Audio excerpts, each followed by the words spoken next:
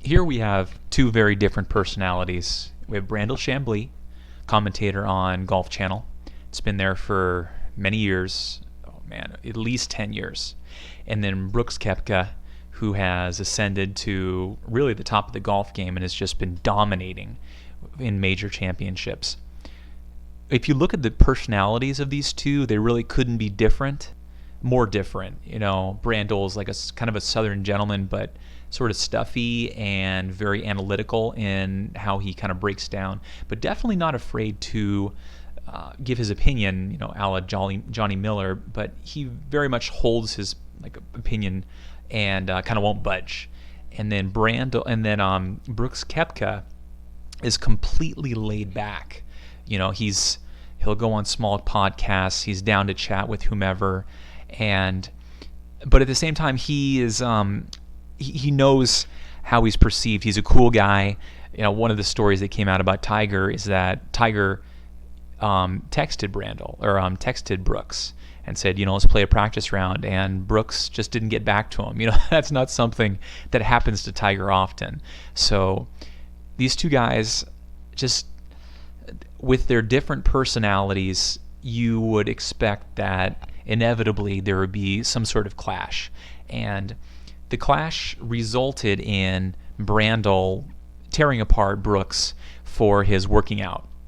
And for many, many years, Brandel's been all over Tiger for not only working out, but for not getting back with Butch, for doing the swing changes that he thinks are wrong, and spending as much time as he did trying to institute these swing changes that take him 10 steps back in order to he says get these steps forward that Brandel thinks was one of the major reasons why he didn't get as many majors as he did. So when it comes to the weightlifting that Tiger has been really all over, here's what he had to say about what could have been. I'll finish this though, Brandel. If Tiger doesn't lift weights, ... he would have won 20 plus major championships and 100 plus events. He would be hitting the ball right now, probably as longer than anybody on the PGA Tour. When he played, think about this. In 1996, he played in the Masters, and he averaged 340 yards off. Yeah, I think we all know that Tiger was lanky and was able to snap the ball and get that distance, especially at the Masters early on before they were able to, Tiger-proof it. And so he's transferring that same criticism that he gave to Tiger over to Brooks.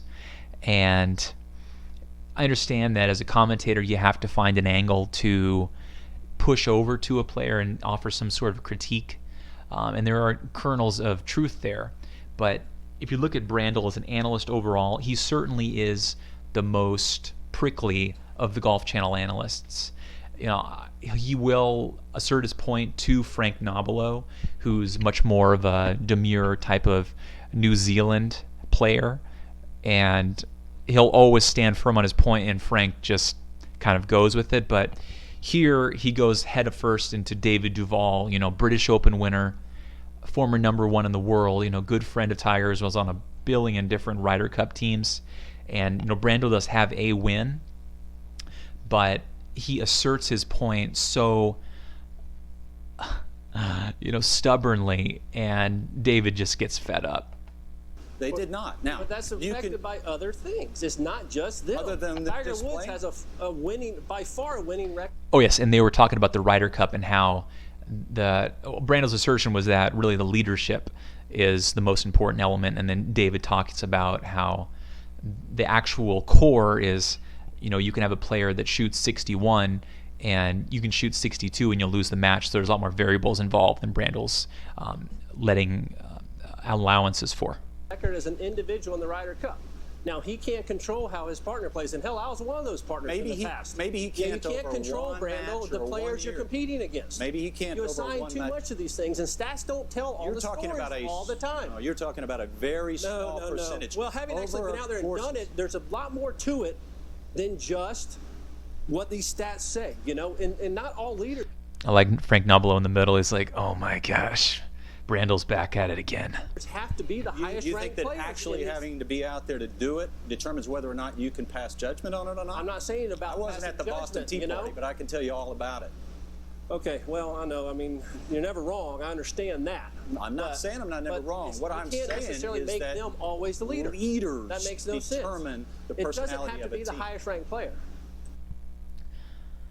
So, I mean, Brandel does have very strong opinions, and when you look at different players over the years, Brandel Tiger never giving is up. very He said it, Brandel. Not a trigger very good ball happy striking. with his banning on Twitter, right? So if anyone says anything bad about him on Twitter, then he will get a ban. I mean, he joked on one of the Golf Centrals that he has 20,000 bans on Twitter, and I think either his people or him will, if anyone says anything negative, associated with, Brandel, then they're getting an instant ban. But this also feeds over into the players themselves, and you have players like Jason Duffner, who actually posted when he got banned and went ahead and said, yeah, it's the best part of my day when he found out that he got a Brandel ban. And Brandel has a tendency to want to assert himself, so this is the conversation in which has been since deleted, but talking about how Jason uses profane language, and golf is not immune from salty language. We know that Tiger swore and dropped F-bombs at the 2000 U.S. Open, and he does it for many years, really until the scandal. The F-bomb and the S-word were normal part of the routine. I remember seeing him live, and he will drop one as he's going to pick up his tee and just kind of lay it out there if he's frustrated, but then he's able to recollect himself. So he gets out his frustration, through the tool of vulgarity, and then collects himself and moves on. But this was interesting because players under their PR representation are not as apt to put out, their true feelings. And overwhelmingly behind the scenes, Brandel is not liked, I think I'd be safe to say.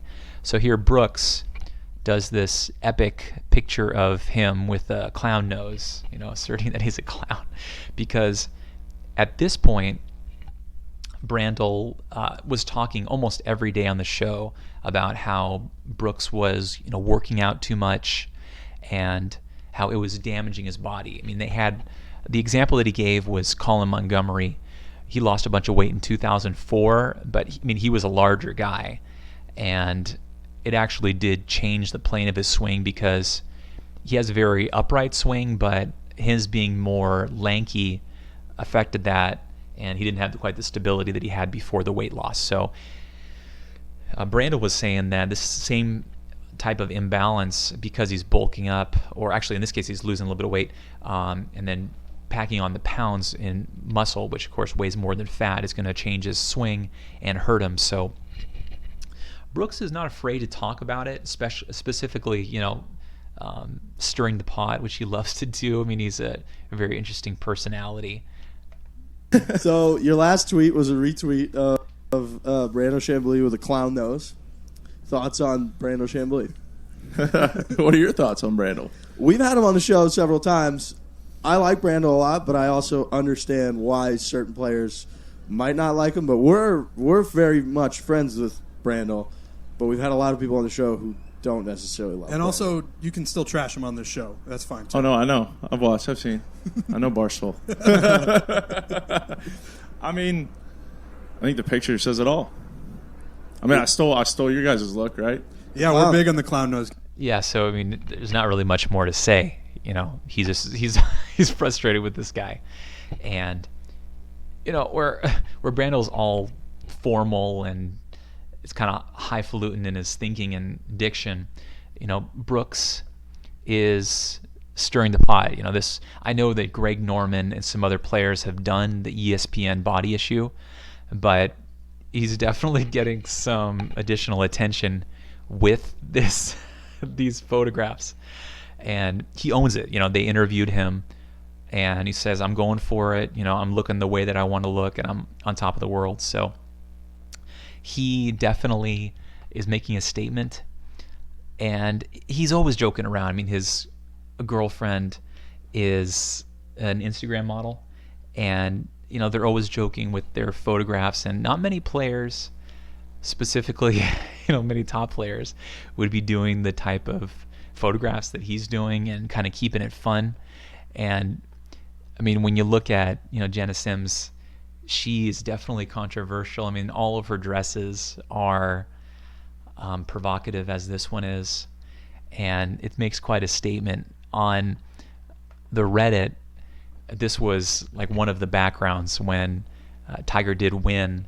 She went in for the hug, and the look that she gives Tiger, a lot of people were saying like, oh, my wife doesn't give me that look, but she's just captivated by Tiger. I mean, it's Tiger. What can you say? So you have the two of them that are just taking over the golf world and are attracting a lot of attention.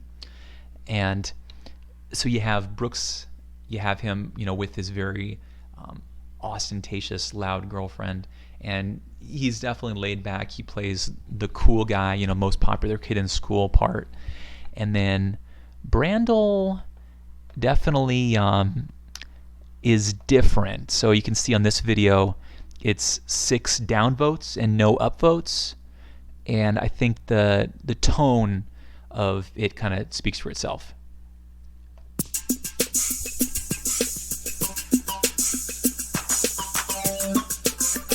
Brandel's style, I would say, is very sophisticated, clean cut.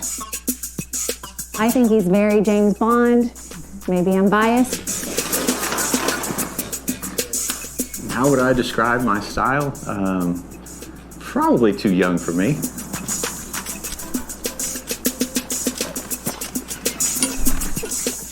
Right. So at least from the downvotes in the comments, the prevailing sentiment here is that something kind of misses the mark. So I think that when it comes to the controversy, the majority of the players certainly and the public is on Brooks Koepka's side.